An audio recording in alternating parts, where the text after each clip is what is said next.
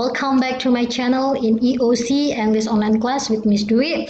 I'd like to say good morning, good evening, good afternoon, and good night maybe.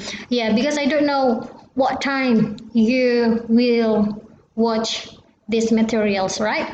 So today is very beautiful moment because we will discuss very interesting topic. It's about pronouns. What is pronoun? How many type of pronoun and how to use it pronouns in daily life. Okay, check it out. Okay. Ya, ini adalah pronoun. Biasanya pronoun itu kita gunakan dalam sehari-hari nih. Contohnya Miss Dwi sudah ngasih contoh pronoun dalam surat pendek ini. Mari kita baca bareng-bareng ya. Hi Alia, it was interesting to read your letter about yourself and your hometown. I would really like to be your pen friend. I'm a 16 years old school student from Pekalongan.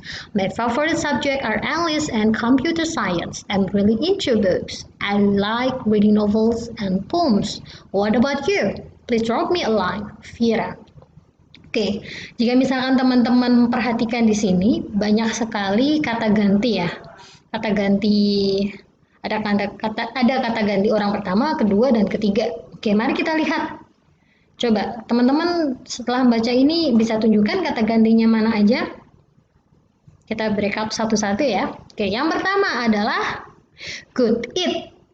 Selanjutnya, your, apalagi yourself, ada I, ada your, dan masih banyak lagi. Oke, itu semua namanya kata ganti. Bisa dilihat di sini nih. Udah Miss Dwi kasih tanda merah ya. Ada it, your, ada my, ada me. Itu semua namanya apa namanya? That's right, kata ganti.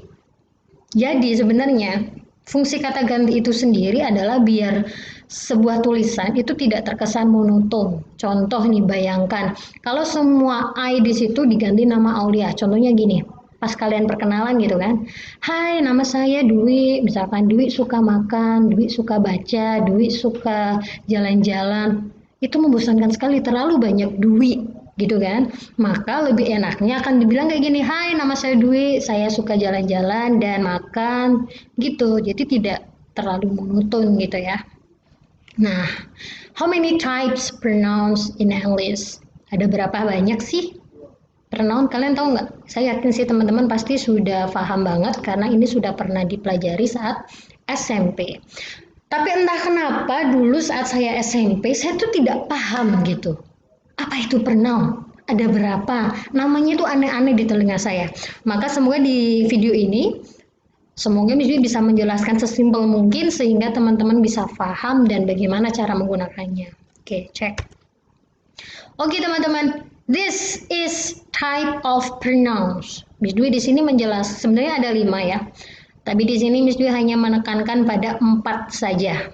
Yang pertama ada subjective pronoun, objective pronoun, possessive adjective, sama possessive pronoun. Kita akan mempelajari itu di sini.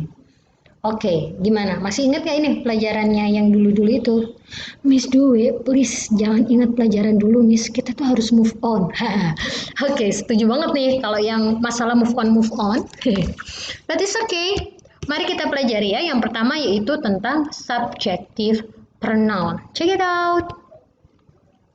Oke, jadi teman-teman yang namanya subjective pronoun itu digunakan biasanya di depan kalimat. Nah, oh ya, ini tadi Miss bilang ya sebenarnya ada 5. Yang satu itu adalah reflective pronouns. Tapi pada kesempatan video ini saya hanya akan menjelaskan 4. Oke. Ya, kita mulai yang pertama yaitu subjective pronoun. Coba dilihat. Nah, ini dia. Subjective pronoun itu member. Ya, anggotanya ada they, we, I, you, he, she, it. Itu udah terkenal banget dalam dunia persilatan bahasa Inggris. Iya, ada they, we, I, you, he, she, it. Itu namanya subjective pronoun. Kapan digunakan? Ya, sering kita gunakan lah setiap hari-hari gitu ya. Bahkan saat kalian mau pamit aja sama saat kalian marah aja, yaudah gue left ya gitu, I left gitu. Itu I di situ udah subjek banget gitu. Nah, biasanya subjective pronoun itu bukan biasanya lagi, memang penggunaannya itu dia pasti diikuti dengan verb. Verb itu apa bahasa biasanya? Kata kerja. Verb itu kata kerja. Jadi kalau subjective pronoun itu pasti diikuti kata kerja. Contoh. Oh iya nih. Contohnya adalah I like ice cream. I like ice cream. Saya suka ice cream. Selanjutnya yang bawah. She likes ice cream. Kalian pasti tanya-tanya kan? Miss, kenapa yang ini pakai S like-nya, yang atas enggak? Itu sudah bisa dijelaskan nih.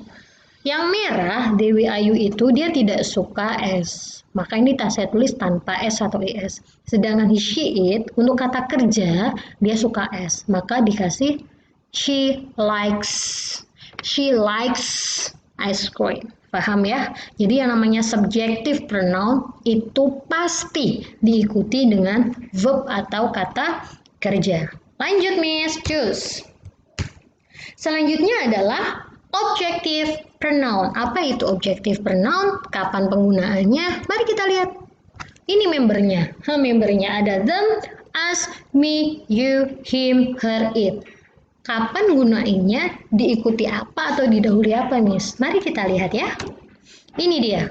Jadi bedanya kalau subjektif itu verbnya di belakang, tapi kalau objektif itu verbnya ada di depan nih. Paham nggak? Jadi sebelum digunakan itu pasti ada verb di depan. Contohnya gini, Eki meets me. Meets itu bertemu. Kenapa pakai S? Karena Eki itu perempuan. She kan? Tadi ingat kalau he, she, it dia pakai S. Eki meets me, bertemu denganku. Oke, yang ini Eki meets him, Eki bertemu dengan dia gitu. Meet ini kata kerja. Setelah kata kerja, pronoun. Sampai sini, paham nggak? Semoga paham ya. Paham atau nggak nih? Saya ulangi sekali lagi. Jadi, objektif pronoun itu pasti didahului oleh verb atau kata kerja. Dalam hal ini dicontohkan pakainya meet, kata kerja ini. Gitu. Jelas ya? Next, lanjut. Gasken, Miss. Oke, yang ketiga, mitra olahraga adalah possessive adjective. Apa itu possessive adjective? Apa aja membernya? Gimana cara penggunaannya? Check this one out. Oke, anggotanya ada that, our, my, your, his, her, its.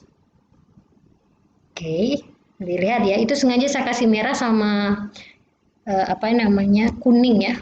Buat pengelompokan aja sebenarnya.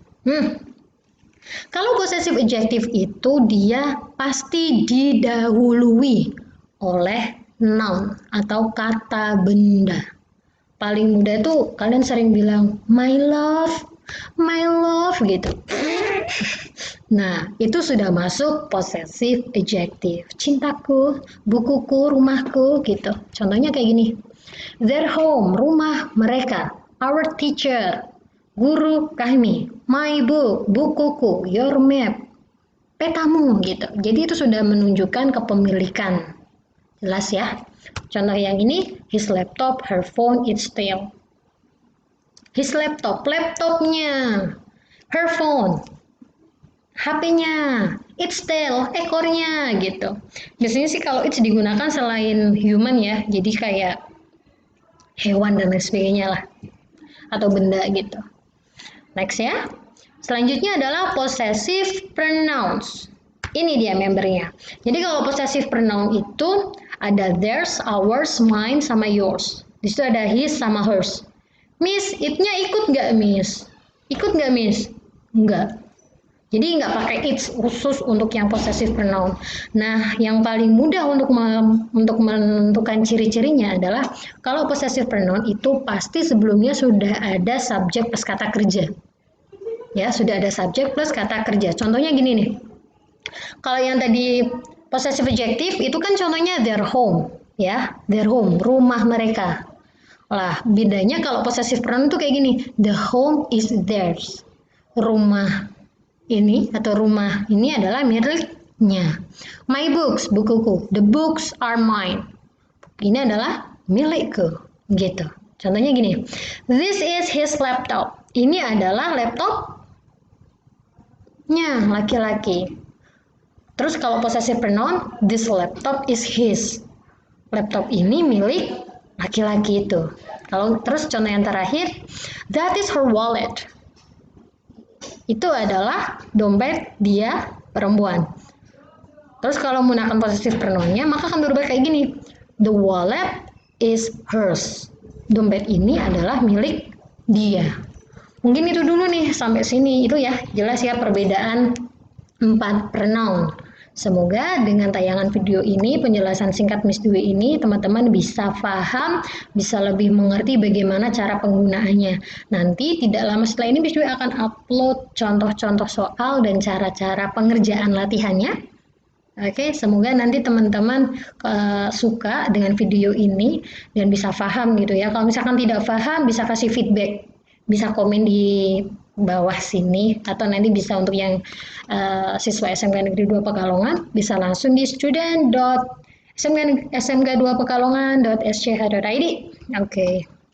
Ya, gitu ya. Mungkin sampai situ dulu. Kalau misalkan ada kekurangannya, mesti mohon maaf, dimaafkan ya. Semoga teman-teman bisa semangat belajar bahasa Inggrisnya meskipun kita LDR-an. Oke, I think that's all for this